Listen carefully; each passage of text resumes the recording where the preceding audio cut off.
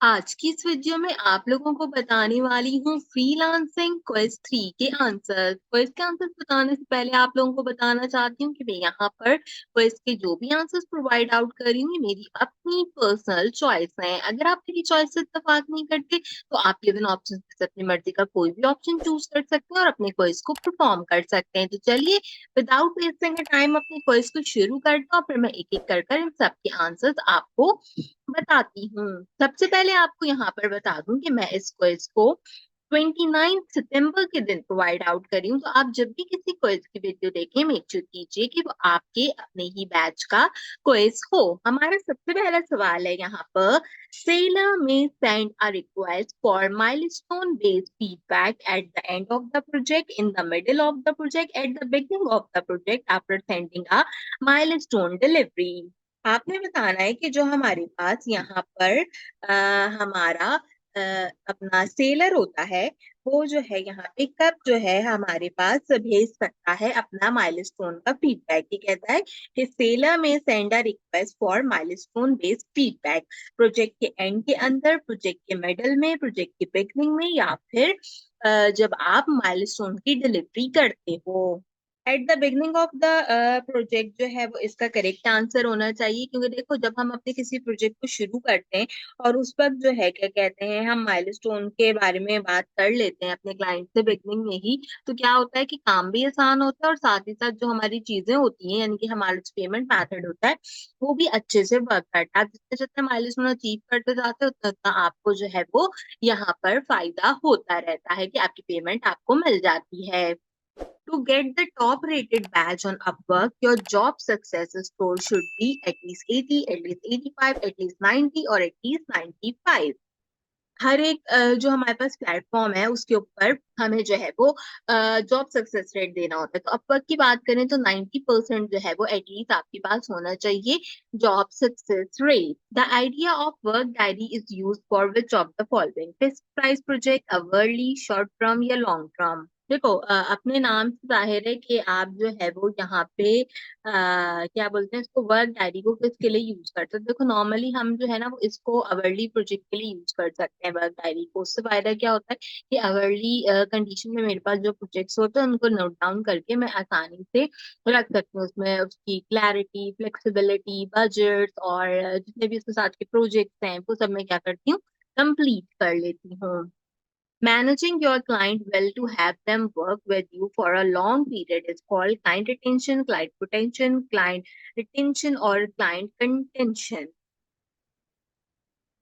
ऐसा क्लाइंट जो है वो आपके साथ बहुत देर तक, बहुत लॉन्ग पीरियड तक काम करे उसको क्या कहते हैं, तो बेसिकली क्लाइंट की रिटेंशन होती है जो कि हम यूटिलाइज करते हैं।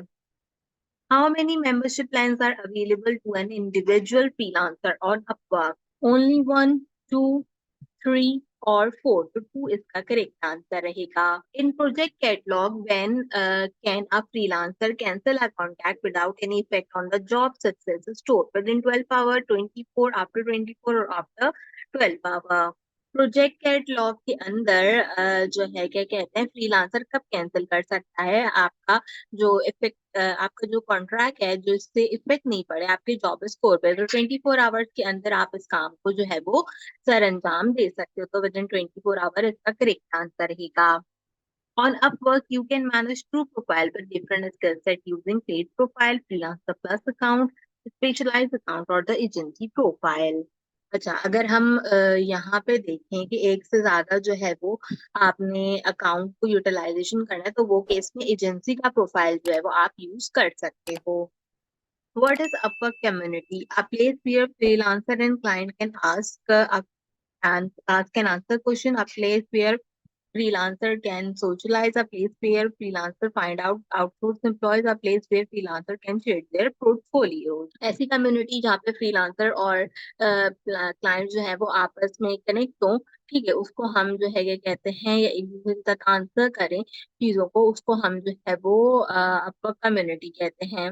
आउटसोर्स एम्प्लॉय भी हम यहाँ पे इसको चूज कर सकते हैं, दोनों में से कोई एक ऑप्शन जो है वो करेक्ट होना चाहिए। तो मेरा ख्याल है कि मैं आउटसोर्स एम्प्लॉय वाला ऑप्शन चूज कर लेती हूँ। आप place there freelancer can find outsource employ. अगर गलत होगा तो फिर ये वाला गलत हो जाएगा। To analyse the client before bidding on the project on Upwork, you should check his detail, include his job posting, hiring rate, paid hour rate, and dash. Race and ethnicity, region, label, feedback given by other seller. किसी भी client को जो है वो यहाँ पे bidding करने से पहले आपको क्या चेक करना चाहिए? उसकी जॉब पोस्टिंग डिटेल्स, उसकी हायरिंग डिटेल, उसकी पेयरली आवर रेट और उसका feedback. What help in identify the exact requirement of the project? Proposal type, billing system, project brief या project price। जो हमारी बेसिकली यहाँ पे प्रोजेक्ट के अंदर एग्जैक्ट रिक्वायरमेंट होती है, उसके लिए हमें क्या करना चाहिए, उसका जो मेन पर्पस होता है या जो स्कोप होता है वो प्रोजेक्ट ब्रीफ में आता है। ठीक है, अब यहाँ पे what help in identify the exact requirement of the project. कोई भी प्रोजेक्ट की जो एग्जैक्ट रिक्वायरमेंट होती है वो बेसिकली इसके अंदर, मेरा अपना ख्याल तो यही है कि प्रोजेक्ट का ब्रीफ होता है, हो सकता है प्रोजेक्ट की प्राइस करेक्ट हो। तो लेट्स सी कि क्या होता है। ये था हमारा काफी अच्छा सा फ्रीलांसिंग का क्वेश्चन 3। मैं उम्मीद करती हूँ आपको पसंद आया होगा। 7 मार्क्स मैंने इसमें गेन किए हैं।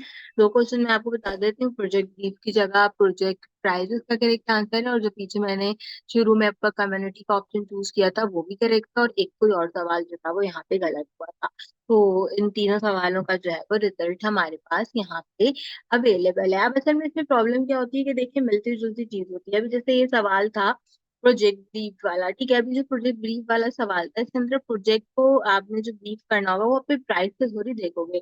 अब देखोगे ना कि एग्जैक्ट रिक्वायरमेंट जो आ रही है वो प्रोजेक्ट में क्या करना है, कि प्रोजेक्ट में क्लाइंट को चाहिए क्या, वो देखेंगे, या जो पैसे होंगे उनको देखेंगे। तो इस हिसाब से जो है वो आंसर गलत हो जाते हैं। बाकी उम्मीद करती हूँ कि फ्रीलांसिंग का क्वेश्चन 3 आपको पसंद आया होगा। अगर आप पहली बार मेरे चैनल पर आए तो मेक श्योर कीजिए कि लाजमी सब्सक्राइब कर लीजिए। आज की वीडियो के लिए बस इतना ही। आपसे मुलाकात करेंगे अगले वीडियो में किसी और अच्छे टॉपिक के साथ। तब तक के लिए मुझे दीजिए इजाजत।